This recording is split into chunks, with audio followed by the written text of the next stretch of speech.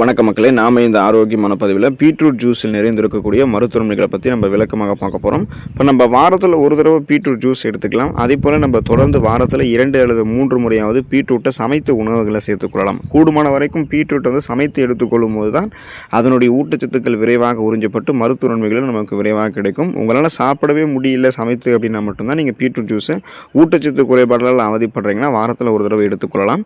So இப்போ நீங்கள் beetroot ஜூஸாக எடுத்துக்கிட்டாலும் அல்லது சமைத்து எடுத்துக்கொண்டாலும் அதன் மூலமாக இருக்கக்கூடிய ஊட்டச்சத்துக்கள் உங்களுக்கு கிடைக்கும் பொழுது என்னென்ன மருத்துவ நன்மைகள் கிடைக்குது அப்படின்றத விளக்கமாக பார்ப்போம்.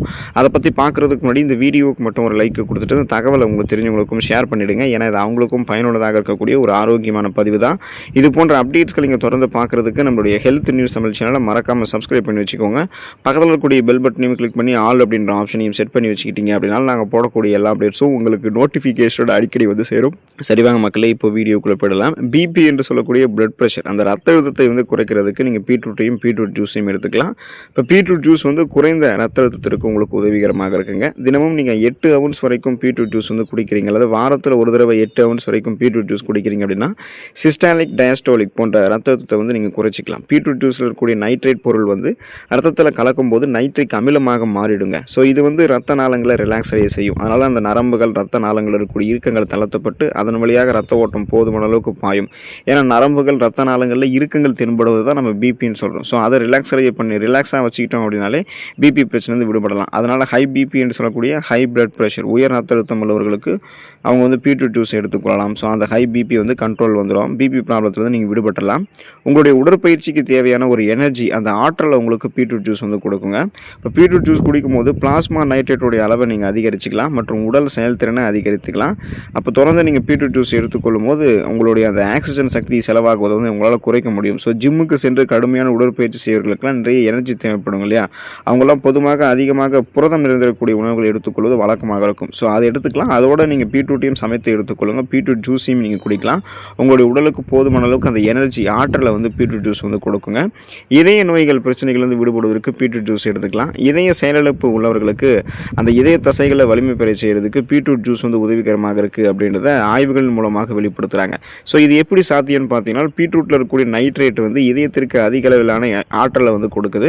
சீராக இதயத்தை இயங்க செஞ்சு இதய தசைகளை வலிமை பெற செய்யுதுங்க. ஸோ இதய செயலிழப்பு இருக்கிறவங்கலாம் பீட்ரூட் ஜூஸ் குடிக்கிறது, பீட்ரூட்டை சமைத்து சாப்பிட்றது அந்த இதயத்தை வலிமை பெற வைத்துக் கொள்ளும். அதன் மூலமாக அந்த ரத்த நாளங்களில் படிந்திருக்கக்கூடிய கெட்ட கொழுப்புகள்லாம் குறைக்கப்பட்டு ரத்த நாளங்கள் வழியாக ரத்தம் ஓட்டம் போதுமான அளவுக்கு இதயத்துக்கு செல்வதால் இதய துடிப்பு எப்போதுமே சீராக இருக்கும். இதன் காரணமாக அந்த மாரடைப்பு, பக்கவாதம் போன்ற இதயம் தொடர்பான நோய்கள் எதுவுமே உங்களுக்கு ஏற்படாது. இதயம் பன்மடங்கு பலம் பெறும். இதய தசைகள் வலுப்பெற ஆரம்பிக்கும். நீங்கள் பீட்ரூட் ஜூஸும் எடுத்துக்கொள்ளும் போது தான் இது சாத்தியமாகும். டிமென்ஷியா ஏற்படுவதை குறைக்கிறதுக்கு நீங்கள் பீட்ரூட் எடுத்துக்கொள்ளலாம். பீட்ரூட் ஜூஸையும் எடுத்துக்கலாம். இப்போ டிமென்ஷியா அப்படின்றது மூளைக்கு ரத்த ஓட்டத்தை சீராக எடுத்து செல்வது தடைபடுவதால் ஏற்படக்கூடிய ஒரு நோய். அது ஒரு பிரச்சனை, மறதி சார்ந்த ஒரு நோயாக இருக்கும். அப்போ இதன் மூலமாக இந்த நோய்கள் நீங்கள் விடுபடணும் அப்படின்னா நீங்கள் மூளைக்கு ரத்த ஓட்டத்தை கரெக்டாக நீங்கள் நரம்புகளில் இறுக்கங்கள் எதுவும் ஏற்படாமல் அதிகரிக்கணும். அதுக்கு நைட்ரேட்டுகள் உங்களுக்கு உதவிகரமாக இருக்கும். ஸோ அந்த நைட்ரேட்டுகள் பீட்ரூட் ஜூஸில் இருக்காது, நீங்கள் எடுத்துக்கலாம். மேலும் பீட்ரூட் ஜூஸ் உங்களுடைய நினைவு திறன் இழப்பை உங்களுக்கு குறைக்கும். அதாவது மூளை வளர்ச்சி கொண்டிருக்கக்கூடிய அபாயத்தை உங்களுக்கு குறைத்து மூளை வளர்ச்சி சிறப்பாக இருக்கிறதுக்கு ஹெல்ப் பண்ணும்.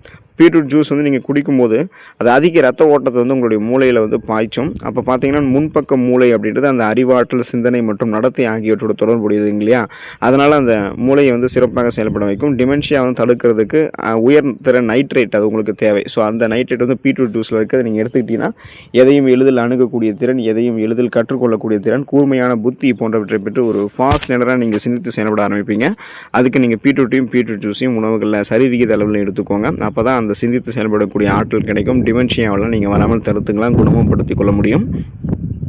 உங்களுடைய உடல் எடையை எந்த விதமான பக்க விளைவுகளும் இல்லாமல் ஆரோக்கியமான முறையில் நீங்கள் குறைக்கணும் அப்படின்னு நினச்சிங்கன்னா பீட்ரூட் எடுத்துக்கலாம். இப்போ பீட்ரூட் ஜூஸ் கலோரிகளுடைய அளவுகளை நீங்கள் ஒப்பிடும்போது பார்த்தீங்கன்னா அதிக கலோரிகள் பீட்ரூட்டில் கிடையாது, குறைந்த கலோரிகள் தான் இருக்குது. இப்போ வெயிட் லாஸ் பண்ணணும்னு நினைக்கிறவங்களாம் எப்போதுமே அதிக கலோரிகள் இருக்கக்கூடிய உணவுகள்லாம் எடுத்துக்கொள்ளக்கூடாது. அது இன்னும் உங்களுடைய உடல் எடையை அதிகப்படுத்துமே தவிர குறைக்காது. அப்போ நீங்கள் பீட்ரூட் ஜூஸ் எல்லாம் காலையில் உங்களுடைய உணவுகளை சேர்த்துக்கிறீங்க, பீட்ரூட்டை சமைத்து சாப்பிட்றீங்கனாலே அதுவே உங்களுடைய பசியை கட்டுப்படுத்திடும். இதன் மூலமாக அதிக கலோரிகள் இருந்திருக்கக்கூடிய தேவையில்லாத உணவுகள், நொறுக்கு தீனி பிரியாணிகள், கிரேவிகள் இதெல்லாம் நீங்கள் சாப்பிட்டு உடல் எடையை இன்னும் அதிகப்படுத்திக்க மாட்டீங்க. அதை முதல்ல ஸ்டாப் பண்ணுவீங்க. ஸோ பீட்ரூட் ஜூஸ் உங்களுடைய பசியை கட்டுப்படுத்தி அதில் இருக்கக்கூடிய இந்த நார் சத்து, நீர் சத்து எல்லாமே ஏற்கனவே உங்களுடைய உடலில் தேங்கிருக்கக்கூடிய அதிகப்படியான கொழுப்புகளை கரைத்து ஆற்றலாக மாற்றி கொடுத்துருங்க. அதாவது கொலஸ்ட்ரால்ஸ் எல்லாம் உங்களுக்கு எனர்ஜியாக கன்வெர்ட் பண்ணி எரிச்சிரும். அப்போ தொப்பை, தேவையில்லாத கொழுப்பு படிவுகள்லாம் அகற்றப்பட்டு கட்டுக்கோப்பான உடலமைப்பை நீங்கள் வந்து பெறுவீங்க. ஸோ அந்த உடலமைப்பை கட்டுக்கோப்பாக பராமரித்துக் கொள்வதற்குமே தொடர்ந்து பீட்ரூட்டையும் பீட்ரூட் ஜூஸையும் உணவுகள் எடுத்துக்கொள்ளுங்கள். இதில் இருக்கக்கூடிய ஊட்டச்சத்துக்களை பெற்று நலமோடு வாழக்கூடிய வாய்ப்பை பெறுங்க. அடுத்த ஆரோக்கியமான பதிவில் மறக்காமல் சந்திப்போம். நன்றி மக்களே.